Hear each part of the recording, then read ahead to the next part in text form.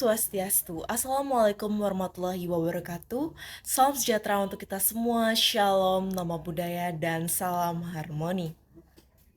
Baik, kami dari kelompok 3 izin untuk memaparkan hasil materi kami mengenai firma yang mencakup mengenai karakteristik, pengertian, definisi, lalu persekutuan, kewenangan, juga sebagainya. Tapi sebelum kami untuk lanjut memaparkan materi kami, izinkan kelompok kami memperkenalkan diri terlebih dahulu. Dimulai dari saya, Niloh Komang Manisangkia dengan NIM akhir 72. Baik, perkenalkan nama saya Nika Dev Saraswati dengan NIM akhir 56. Perkenalkan nama saya Kadabayani Berata dengan NIM akhir 60. Perkenalkan nama saya Koma Agus Murunayase dengan NIM akhiran 70. Perkenalkan nama saya Kadek Kuku Widiandaru dengan NIM 23 14 10 10 63. Baik, di sini saya akan menjelaskan terkait definisi dan karakteristik dari firma. Nah, yang pertama di sini saya akan menjelaskan terkait definisi firma, yang dimana berdasarkan pasal 16 dan 18 Kitab Undang-Undang Hukum Dagang, firma ini merupakan sebuah perusahaan yang menjalankan sebuah usaha atau bisnis dengan satu nama bersama, yang dimana setiap anggotanya akan secara langsung memiliki kewajiban terhadap segala sesuatu atau segala urusan yang berkaitan dengan pihak ketiga. Nah, secara umum firma ini merupakan sebuah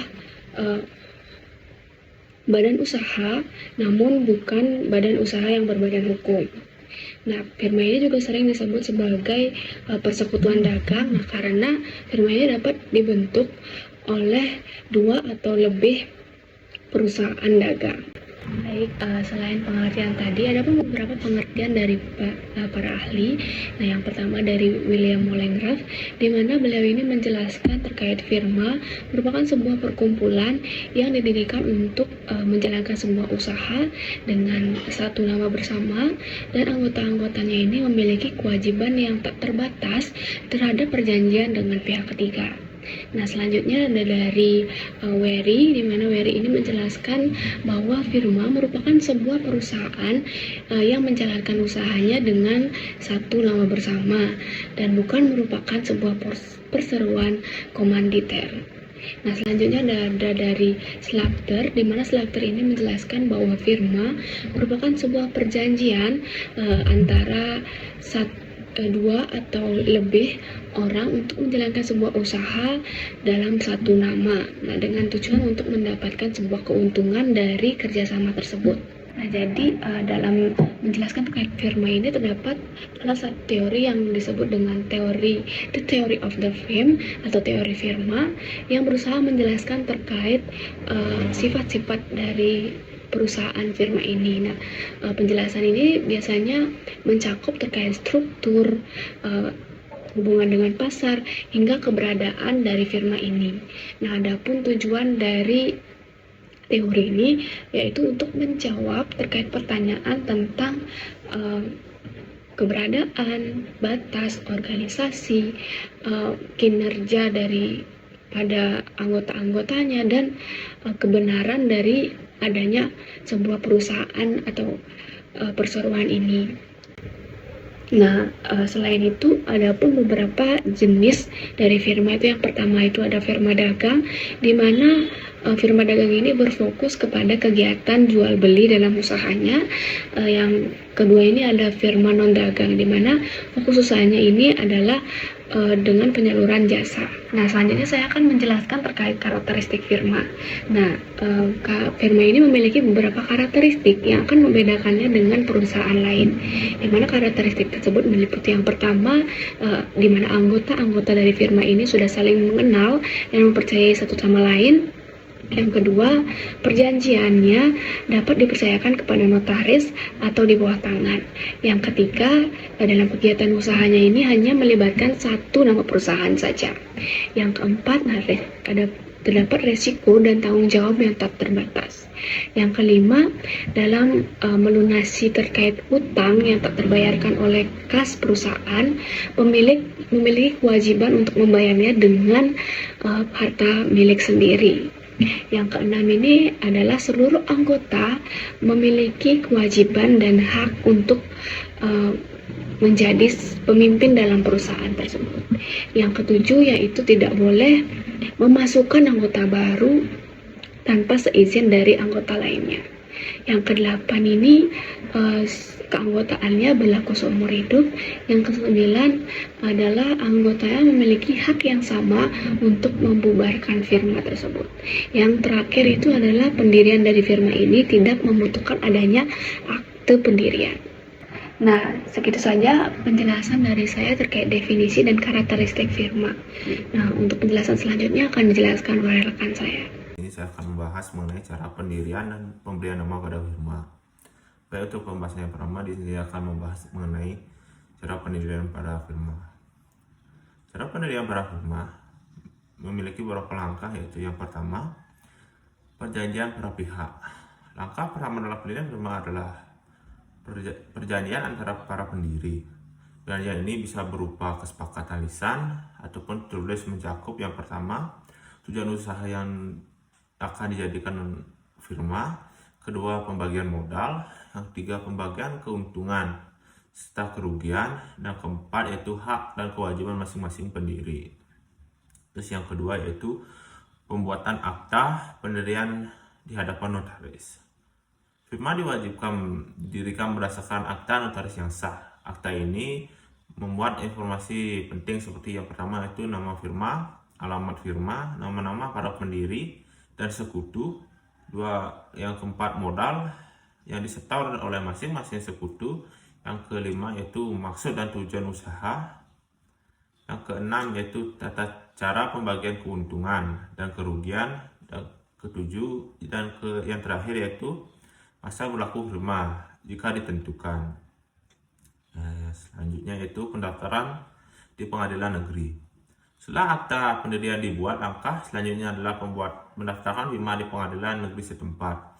Pendaftaran ini diatur pada pasal 23 Kitab Undang-Undang Hukum Dagang yang bertujuan untuk memberikan legalitas kepada firma. Dokumen biasanya yang diperlukan pendaftaran ini meliputi yang pertama yaitu salinan akta pendirian firma, surat pengantar notaris, dan yang ketiga yaitu identitas para pendiri. Yang selanjutnya yaitu pengumuman dalam berita negara. Setelah firma didaftarkan pada pengadilan negeri, langkah selanjutnya adalah melakukan pengumuman resmi dalam berita negara Indonesia. Pengumuman ini bertujuan untuk memberikan informasi kepada publik bahwa firma telah resmi didirikan dan beroperasi secara legal. Dan yang terakhir yaitu pengurusan perizinan usaha. Ini dapat beroperasi secara sah. Untuk beroperasi secara sah, firma perlu mengurus izin usaha. Beberapa izin yang bisa diperlukan yaitu yang pertama, nomor induk usaha, yang kedua yaitu izin usaha sesuai bidang, dan yang terakhir yaitu dokumen tambahan seperti surat izin tempat usaha atau SITU. Selanjutnya di sini akan membahas mengenai pemberian nama pada firma.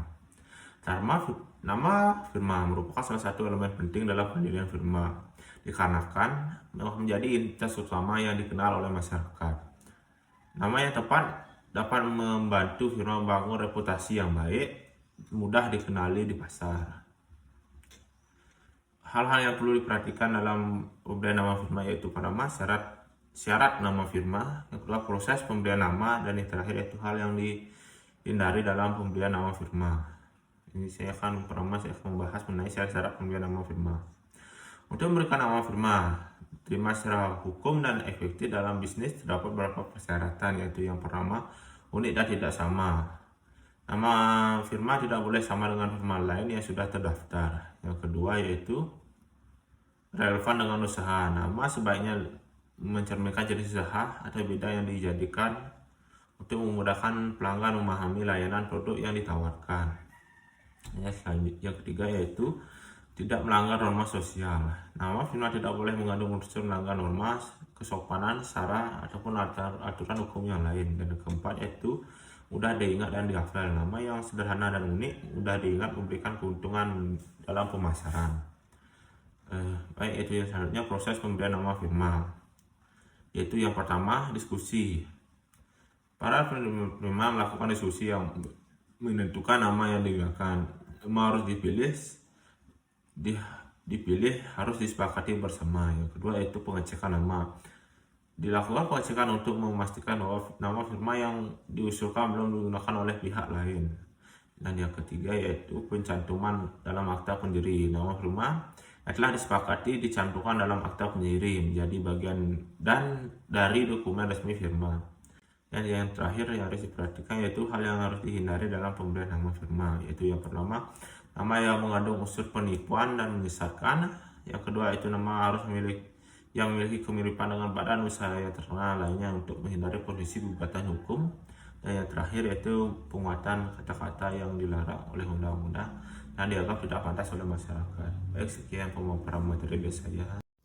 Baik, untuk selanjutnya adalah penjelasan mengenai hubungan antar sekutu pada firma. Nah, hubungan antar sekutu pada firma harus kita ketahui bahwa hubungan ini itu sangat erat dan mengikat satu sama lain, di mana mereka memiliki dengan tanggung jawab yang penuh dan tidak terbatas atas utang dari firma. Lalu keputusan diambil secara bersama dan keuntungan dibagi sesuai kesepakatan. Firma memiliki kelebihan pengambilan keputusan cepat, namun risiko tanggung jawab pribadi dan potensi konflik antara sekutu itu semua diatur dalam perjanjian firma. Nah, apa saja sih hubungan antar sekutu pada firma dan apa saja yang mencangkup di dalamnya? Nah, itu ada 7. Yang pertama itu ada nama firma, yang kedua tujuan perusahaan, lalu ada lamanya perusahaan, modal, lalu pembagian dan keuntungan dan kerugian, lalu ada cara pengambilan keputusan, dan mekanisme keluar masuknya sekutu. Jadi, memang hubungan antar sekutu pada firma ini sangat erat karena keputusannya itu diambil secara bersama dan juga hak-hak yang dimiliki itu juga sama meskipun beberapa hak-haknya dituangkan secara proporsional dalam firma itu sendiri. Mungkin itu saja penjelasan dari saya. Terima kasih. Baik, saya akan menjelaskan pengurus sebuah badan usaha firma. Dalam firma, pengurus terdiri dari semua anggota yang terlibat dalam pengelolaan usaha firma. Setiap anggota memiliki hak dan kewajiban untuk mengelola perusahaan dan tidak ada pembatasan formal kecuali ditentukan dalam akta pendirian. Semua anggota bertanggung jawab secara bersama atas tindakan yang diambil dan bertanggung jawab secara pribadi untuk menutupi utang dan kewajiban firma. Jika tidak ada pengangkatan pengurus formal, maka semua anggota dapat melakukan tindakan hukum yang mengikat atas nama firma tersebut. Selanjutnya, kewenangan mewakili dan bertindak. Dalam menjalankan kegiatan usaha firma, setiap anggota firma memiliki kewenangan untuk bertindak keluar atas nama firma tanpa perlu mendapatkan persetujuan dari anggota lainnya, kecuali ada ketentuan khusus untuk membatasi kewenangan tersebut. Yang pertama, tindakan hukum. Anggota firma dapat melakukan tindakan hukum seperti menandatangani kontrak atau perjanjian dengan pihak ketiga yang mengikat seluruh anggota firma tersebut. Yang kedua, kewenangan bertindak. Berdasarkan pasal 17 KUHD, Kitab Undang-Undang Hukum Dagang, setiap sekutu anggota memiliki kewenangan untuk bertindak atas nama firma. Yang ketiga, pertanggungjawaban. Meskipun sedang seorang anggota bertindak atas nama firma, semua anggota tetap bertanggung jawab secara kolektif atas segala perikatan yang dilakukannya. Sekian dari saya. Ini saya akan membahas materi mengenai kelebihan, kekurangan, serta kapan berakhirnya firma. Nah, kelebihan firma. Kelebihan firma sebagai badan usaha yang pertama yaitu memudahkan pembentukan. Nah, firma lebih mudah didirikan dibandingkan badan usaha seperti PT karena tidak memerlukan modal minimum tertentu. Nah, perjanjian pendirian firma hanya perlu didaftarkan di pengadilan dan dicatatkan dalam akte notaris. Yang kedua ada pengelolaan yang efisien. Nah, hal ini karena setiap sekutu bertanggung jawab langsung terhadap pengelolaan. Keputusan dapat diambil dengan cepat tanpa hierarki yang rumit. Yang ketiga yaitu modal lebih besar. Melibatkan beberapa sekutu memungkinkan firma memiliki modal yang lebih besar dibandingkan usaha perseorangan Nah, hal ini juga mempermudah akses terhadap sumber pendanaan dari pihak ketiga. Yang keempat yaitu kepercayaan kreditur. Kreditur biasanya lebih percaya kepada firma karena semua sekutu bertanggung jawab penuh terhadap utang perusahaan, sehingga memberikan jaminan lebih tinggi dibandingkan usaha perseorangan. Yang kelima yaitu pembagian keahlian dan beban kerja. Nah, setiap sekutu dapat berbagi tanggung jawab sesuai dengan keahlian dan pengalaman masing-masing yang meningkatkan efisiensi operasional. Nah, kekurangan firma sebagai badan usaha. Selanjutnya yaitu kekurangannya, yang pertama ada tanggung jawab tak terbatas. Salah satu kelemahan utama firma adalah semua sekutu bertanggung jawab secara pribadi terhadap utang firma, termasuk dengan aset pribadi mereka. Yang kedua ada ketergantungan pada sekutu. Nah, keberlangsungan firma bergantung pada keberadaan sekutu. Jika salah satu sekutu mundur atau meninggal, firma bisa berakhir kecuali ada perjanjian yang mengatur sebaliknya. Yang ketiga yaitu potensi konflik antar sekutu. Nah, perbedaan pendapat dalam pengelolaan dapat memicu konflik yang mempengaruhi operasional dari firma. Yang keempat yaitu tidak memiliki identitas hukum. Nah, hal ini tidak terpisah. Firma tidak memiliki status badan hukum sehingga tidak terpisah dari identitas pribadi para sekutunya. Nah, yang kelima, yang terakhir yaitu kesulitan dalam ekspansi. Karena struktur organisasi firma yang sederhana, ekspansi usaha bisa terhambat jika tidak ada kesepakatan atau tambahan modal yang cukup dari sekutu. Selanjutnya saya akan membahas kapan berakhirnya firma. Berakhirnya firma ada beberapa hal. Yang pertama yaitu kesepakatan bersama para sekutu. Firma dapat dibubarkan berdasarkan kesepakatan bersama antara semua sekutu. Kesepakatan ini biasanya diatur dalam perjanjian pendirian firma atau dibuat melalui perjanjian baru. Yang kedua yaitu berakhirnya jangka waktu yang disepakati. Jika firma didirikan untuk jangka waktu tertentu, maka firma secara otomatis berakhir saat jangka waktu tersebut habis. Yang ketiga yaitu pengunduran diri atau kematian salah satu sekutu. Nah, firma juga dapat berakhir jika salah satu sekutu mengundurkan diri atau meninggal dunia. Hal ini karena sekutu merupakan elemen penting dalam firma, sehingga kepergian seorang sekutu dapat mengganggu keberlangsungan usaha. Selanjutnya yaitu kerugian besar atau kepailitan firma. Nah, hal ini firma dapat berakhir jika mengalami kerugian besar yang tidak dapat dipulihkan sehingga tidak memungkinkan lagi untuk melanjutkan operasional. Yang kelima yaitu putusan pengadilan dalam kondisi tertentu. Nah, pengadilan dapat memutuskan untuk membubarkan firma. Contohnya jika terjadi perselisihan serius antara para sekutu yang tidak dapat diselesaikan melalui mediasi atau arbitrase, atau jika ditemukan pelanggaran hukum yang dilakukan oleh firma. Yang keenam yaitu tujuan firma tercapai atau tidak dapat dicapai. Firma dapat berakhir jika tujuan pendiriannya telah tercapai, seperti penyelesaian proyek tertentu yang menjadi fokus usaha. Yang terakhir yaitu permintaan dari pihak ketiga. Nah, dalam beberapa kasus, pihak ketiga seperti kreditur dapat mengajukan permohonan pembubaran firma ke pengadilan. Sekian dari saya. Baik, itulah tadi dia pemaparan materi dari kelompok kami mengenai firma, definisi, perspektif, serta bagaimana firma kewenangannya dan juga persekutuan dalam firma. Nah, kesimpulan yang dapat kami paparkan selaku kelompok 3 yaitu firma adalah perusahaan yang didirikan oleh 2 orang atau lebih untuk menjalankan usaha bersama dan membagi keuntungan pendirian. Firma memerlukan perjanjian mengenai tujuan, modal, dan pembagian keuntungan. Nama firma harus mencerminkan identitas usaha dan terdaftar resmi. Setiap sekutu memiliki hak dan kewajiban yang sama dalam pengelolaan usaha, dengan pengurus yang ditunjuk untuk operasional sehari-hari. Kelebihan firma meliputi kemudahan pendirian, pembagian tanggung jawab, dan akses modal lebih besar. Namun, memiliki kekurangan berupa tanggung jawab pribadi tidak terbatas dan risiko konflik antar sekutu. Nah, firma dapat berakhir karena kesepakatan, kematian sekutu, atau keputusan pengadilan, dan memerlukan likuidasi untuk menyelesaikan kewajiban tersebut. Baik, itu adalah kesimpulan dari kami. Nah, selanjutnya kami tutup presentasi kali ini dan kami ucapkan terima kasih banyak, serta semoga materi yang kami sampaikan dapat bermanfaat bagi kita semua, dan mohon maaf bila ada kesalahan kata dari saya ataupun kelompok saya. Dan akhir kata saya tutup dengan Paramo Santi. Om Santi Santi Santi Om. Wassalamualaikum warahmatullahi wabarakatuh. Salam sejahtera untuk kita semua. Shalom, nama budaya, dan salam harmoni.